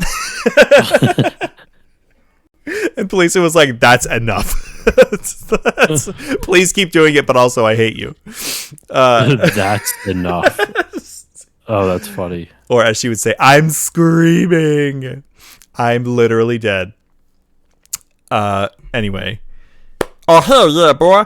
I need to watch Aqua Teen right now. Anyway, so they made this mobile game called Colorful Stage, where it's basically... what do you want to... I don't know. It's not quite a Vocaloid game. It's like you play... It's in a world... It's in our world, but the... Vocaloid characters are real in their own digital world. I don't know, man. But there's 20 characters in this game series because there's like 4 musical groups that all have like 4 or 5 members. So there's like a rock band, there's a hip hop group, there's like an idol, like straight up, Nico Nico Ni Love Live idol group, and then there's a like kind of I guess emo, you could say, punk. Oh, hey, wait, I have a thing right here. I don't know if you're able to see it, but they gave us these, and I'm going to play the game, and I'll let you all know how it is, because, spoiler alert, the movie was amazing. They gave us, like, codes for the game. I don't know what it gets you, but the movie was great. Aside from, I mentioned there being 20 characters, and the biggest thing I have against this movie is that they try to make you care about 20 other characters in this movie, because they have to, because they're all in the game, and you never know like who's going to be somebody's favorite character, and you can't let anybody, leave anybody out. It is very K-pop mentality. There's a like a character for everyone. Yeah. There's a boy band member for everyone, or a girl group member for everyone. Totally. And at first I was like, I don't know anything about this franchise. I don't know if this is going to be cool. I just know my girlfriend loves Hatsune Miku, one of her favorite things, and so I took her to see the movie, and I was very pleasantly surprised with how good it was. The opening is good. The middle drags a little bit. I think they kind of try to pad it out a little bit too much with kind of every character saying the same thing a bunch of different ways. But then the end had me in tears. It's very moving.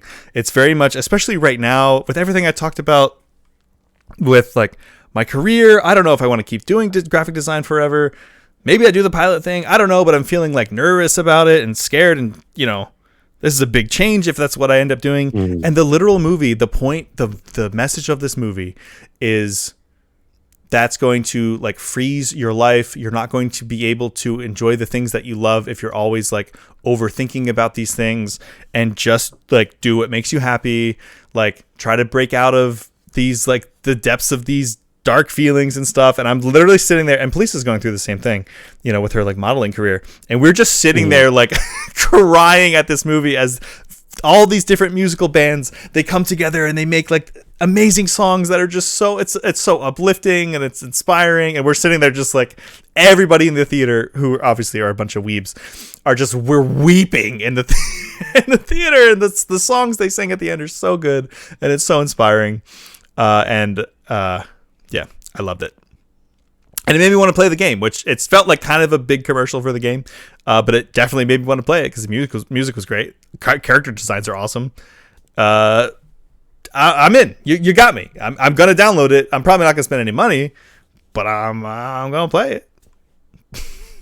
Sometimes something just comes along at the right time to really speak to you.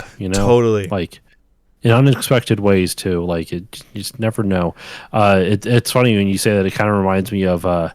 So Felicity likes. I said my daughter's name. My daughter likes. What is it? Pink Fong. Pink Fong is like a Korean cartoon that they're the brand that does Baby Shark, right? Oh, okay. Yeah, and they have a whole there's Pink Fong's Baby Shark Space Adventure, and it's like Pink Fong, which is this like pink fox, and Baby Shark going to different planets to get pieces of Pink Fong's spaceship that broke apart type of thing. Like, but Pink Fong also has, because of that, she got into Pink Fong. So she was into the Baby Shark song. So we saw the Baby Shark Space Adventure movie. And then, Pink Fong has like a whole series of concert movies that are like, just like all about like these little these woodland creature friends. They put on these giant fucking shows for woodland creatures. It's like, imagine if the animals you rescued in Sonic the Hedgehog yeah decided to throw a concert, like like like the animals, like say like Sonic, Sally, and I'm thinking of Sad Am, I know, but like wow, yeah, Sonic, Sally, and not Linus, whatever his name is. I can't think of the nerdy dude. Antoine. Imagine they decide to throw a concert for the woodland creatures that they rescued from Dr. Robotnik. Now, there's no evil bad guy in this. It's literally just like all about, we're going to put on a show and we're going to, care about each other because we're friends forever. It's very kiddie-like. But there's like 80 fucking characters that they have for this, and they each get their own number, and it's like, are they? I was telling my wife, I was telling Courtney about this. I'm like, I really feel like these are like they're trying to, what is it? They're trying to do like the K-pop thing, where it's like, well, each one of these characters has to mean something to some kid, right? Yeah, or like Hello Kitty, which I appreciate, but at the same time, I'm like, I can't keep track of all these characters. Yep. And there's it's so granular with the character differences that I can't tell the difference other than the visual difference. But that's besides the point. That sounds like Hello Kitty, which I have to use this time. I'm legally, ethically, morally, financially obligated to say right now, or maybe it's over, but recently the voting for the fan favorite Sanrio character of all time of this year is, or maybe was going on. Guess who's not even on the list? Oh, that stupid crocodile. Hey, you put some respect on his name. Big Challenges. Big Challenges. That's his name. Big Challenges. The poorly drawn crocodile who was created in the 70s and was never used for anything. And I love him with all my heart. I did find out, I think I told you this before too. We're just recapping all kinds of stuff. The new game on the Switch, the Hello Kitty Island Adventure, has Big Challenges in it. I don't know if he does anything, but he is in it, and he's a poorly rendered 3D crocodile this time, and he exists, and both of his eyes are on the same side of his head, and I love him with all my heart. Really funny.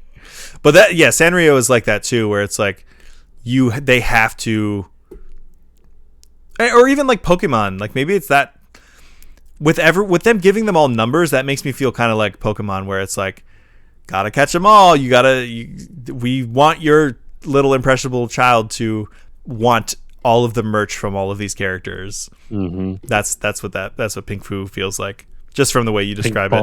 Or Pink Fong. I don't know. Pink Fu. I've only heard it for the first time. Yeah. Well, oh my gosh. I have one. Well, I guess technically two short work stories that I can wrap up with. I know I mentioned before that my new job is very sad, and that somebody like literally died, which I did not take very well. It was very unexpected. I kind of became a shell of myself, and luckily I had a therapy appointment that day. So I was like, hey, guess what? Everything I normally talk about, let's put this over here. Somebody literally died at my job. And I still streamed that night too, and I feel bad because I only streamed for like 45 minutes, and we played bad? Well, no. I feel bad because I was not with it, and I was a little cranky. Yeah, I was a little cranky, and like we were playing like so the 2XKO. There's a new beta for that, or alpha test for that, which is the Project L / Arcane / League of Legends fighting game. It plays great, but if you want to change your controls, you might as well just punch yourself in the face instead. It's more fun and you get more done. So I was getting frustrated with it. I wasn't handling it well. I still put it up on YouTube because I was like, you know what? Maybe it's not as bad as I thought it was, but I appreciate everyone who gave me words of encouragement during that stream. But anyway, I didn't mean to I bring that all up for a reason. An upside of dealing with that particular age group, clientele, a lot of old people, a lot of very old people. We get some of my favorite quotes of things that people say. I know I have a lot of GameStop stories. I know I've told the "What do you like? What are you into?" story. And this is also topical. This guy today, or not today. It was last week, I think. It was yesterday. There's this old man, and we're talking. We're kind of like being jovial. I try to like keep spirits up and stuff, and I lightly joke with him. And he goes, he's like, yeah, all right, well, all right. Oh, I see you guys got these Pokemon things because everyone in our little pod is nerds, so we have like Pokemon stuff on our desks and stuff. So I was like, oh yeah, and he goes, all right. I was like, okay, well, here's your whatever, and he was like, all right, thanks. Well, have a good one. And then he got real serious and he leaned in and he was like, I'm sorry about the Pope. And I was like, was it your fault? I was like, did you? I literally said to him, I was like, well, it wasn't your fault. Unless, are you apologizing because you had something to do with it?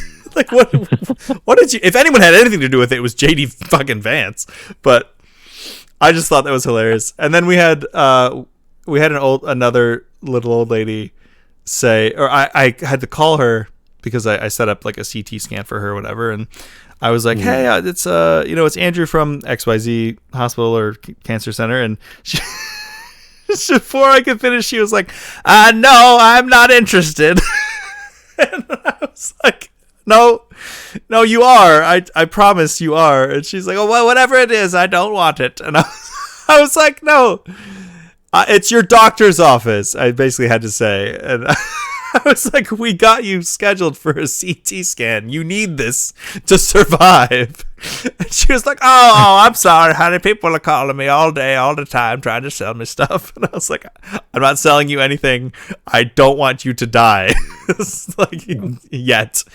I'm trying to keep you alive a little bit longer. Like, because I don't know, like, what if she hung up and then I have to be like, do I call back? Like, she's probably not going to pick up. How are we going to let her know? It was just funny. But the guy saying sorry about the Pope stuck with me, and that was wild that he's dead. But he said it in an apologetic way, like it was his fault, which was very funny. It's like, did you kill him? Is this a confession? That's anyway, funny. Yeah, it's little moments like that I have to keep in the forefront that's how of my you mind. have to stay sane with that heavy type of job. Yeah, like yeah. I'm sorry about the Pope. And then you don't work for a Catholic company, do you? No, not at all. And I was also like, what about me makes you think that I'm like really, really torn up about the Pope dying? I was like, I'm sure he seemed like a pretty good guy, but like, he's the Pope. He's the leader of the Catholic Church. Like, I'm not even Catholic. Like, I'm not even Catholic. I abhor the way that they handle all of the abuse and all of organized religion, pretty much in general, because I've experienced. What are you talking about? Yeah, what? No, there's no. That's all been great. I was in Boy Scouts for a while when I was a kid, and I got out of it right before the head deacon, who was also the scoutmaster, got busted for diddling kids. Like your scoutmaster? My scoutmaster, yeah. Jesus Christ. And I was like, I remember my mom like came in the room and was like, so you remember Deacon Mike? And I was like, oh, yeah, at Scouts. And she was like, yeah, he's going to prison. And I was like, what? And she was like, did he ever try to do anything? And I was like, no, God, no. Am I too ugly? Am I too ugly? Was I too ugly for him? No. But it was wild. She was like, yeah, like he got busted for. And luckily, nothing had ever happened. He gave me some. The weirdest thing that he ever did to me was one time we were.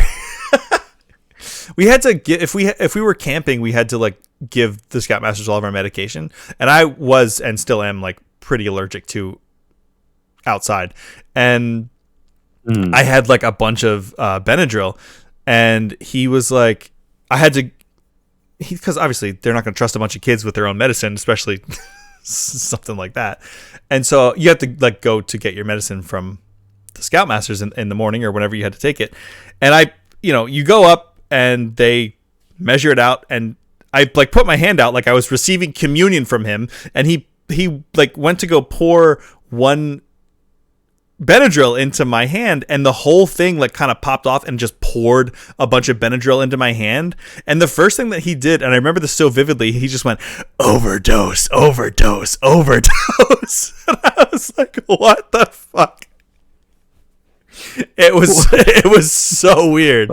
It was one of the weirdest interactions I've had with a human. So, yeah, if I had stayed around a little bit longer, I think I maybe would have experienced some things I didn't want to. Jesus Christ. Yeah. Overdose. Like Overdose. He had this creepy look in his eyes too, like overdose, overdose. that says more about. I think that's a Freudian slip of how he did things. Probably, yeah. He probably went the Cosby route. Yeah. Well, no, he was religious, so he probably would just like touch you and then make you feel bad about it and say like, oh, that was your sin. that was just, you were leading me astray, and so like, how could you be this way? And now you can't tell anyone this, or else you'll go to hell. Mm-hmm. Anyway, it's got dark. Hope everyone has a good night. Happy birthday, Josh. I don't know how to respond to that. I don't know what to do with my hands. Happy birthday to you. Thank you for the headphones, Andrew. You're very welcome. Unless there's anything that you would like to share, I think we can probably end there for this evening. No, I'm crashing, and also I don't know how to transition off of that. We're crashing out.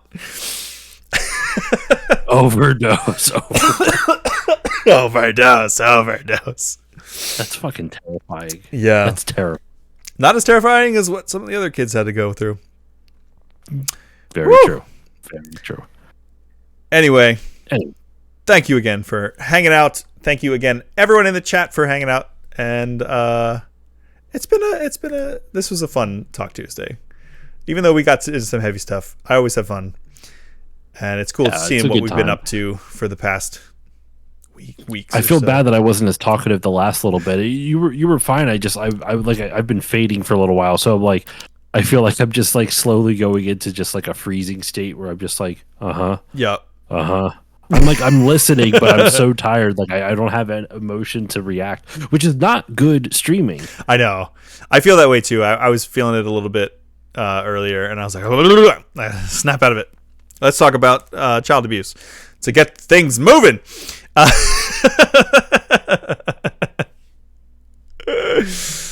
And oh my goodness. With that, I think it's. Did you make this card? Oh,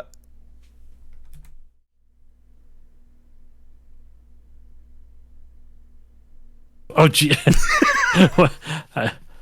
I was like, how long is he gonna not look? I will neither confirm nor deny. You definitely made this card. This is awesome. Oh, well, thanks if I made it. Wait, who? I'm not. Oh, did Courtney make this? I don't know. Wow.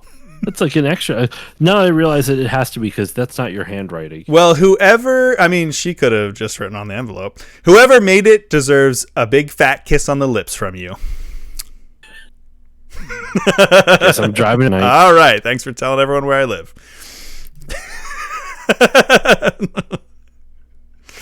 Cut that out of the video. Yeah, it's fine. I was saying I said something kind of like it in the last stream when I was playing Ninja Gaiden, and I was like, people can probably figure out where I live from what I'm saying. It literally doesn't matter. You can steal my identity. All you're gonna get is debt. So actually, can we trade? Soon you're not even going to be in the area. So yeah, I will be in. Hopefully, within 5 months, because it's almost. I'm just calling it May at this point. In 5 months, I'll be getting ready to. In 5 months, I will be moving to Japan. I'm saying it definitively. Mm-hmm. Manifest it. Yeah, I've been manifesting it for like a year. I need to actually make it happen. I need to get a job offer. And if, depending on what your work schedule would be like over there, if you're free Wednesday mornings, your time, we could still do Talk Tuesday. I was thinking about that. I was like, man. So the company that would have to be a morning my time or a morning your time. It would be easier for it to be morning Japan time because it's 14 hours ahead. So it's depending on daylight savings. Right now it's only 13 or 14. But the company that we're going to apply for to do the English teaching, that Polisa has a friend that works there, and she says it's like afternoons, so I'd be starting at like 1. Oh. So I'm like, oh, that's perfect. I can stream in the morning, which would be nighttime here, so I wouldn't even have to change my schedule, and then relax for a little bit and then go to work. It'd be rad. And then I think once I start making like Japan content, like I don't want to be an annoying like real life streamer, but I want to like get a little chesty GoPro and just put that on and stream just me walking down a random street in Tokyo and I don't know, finding a little arcade and going to play a game or getting a cool drink from a random vending machine, like stuff like that. And I think once I do that, I think I have a feeling, I have a hope that it'll start to pop off and it could do some numbers because everybody loves Japan content across the interwebs. So maybe that becomes a thing. Who knows? I don't know. Who frickin' knows? Anyway, right. I gotta get going, man. Yeah. I'm crashing. Yeah. Alrighty. Well, thank you again. Happy birthday again. Thank you. And I will talk at you. Thank you. Next week. Yes, next week I'll be here. 2 weeks from now, I will be guesting. Actually, you know what? Fuck it. I'll shout it out. I'm going to be guesting over on. Are they still streaming right now? It looks like their stream is done. Over on a D&D stream for who is it? Playodic Games. They are a D&D troupe. Playodic Games. Yeah. PlayOtic Games. Playodic Games. I'm going to be guesting as I'll be doing a guest character for just one episode for one stream over there in 2 weeks. That's what it's going to be. It's going to be fun. I have no idea what I'm doing. I've not a great actor, but I'm going to be trying my best to portray this character that they have in mind for me. It should be a lot of fun, nice. And we'll see where that goes. That sounds awesome. All right. Well, enjoy that, and then I will talk to you. So I'll talk to you next week. I won't talk to you in 2 weeks, and then I'll talk to you again in 3 weeks. And maybe the world will have ended by then. Hopefully not. Hopefully not. I still got to... I got plans. Yeah, I got plans. We all got plans. Anyway, thank you guys. Thank you gals. Thank you non-binary pals.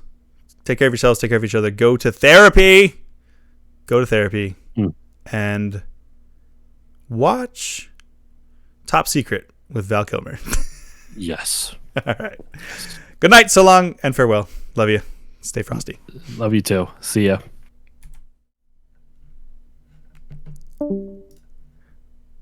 All right.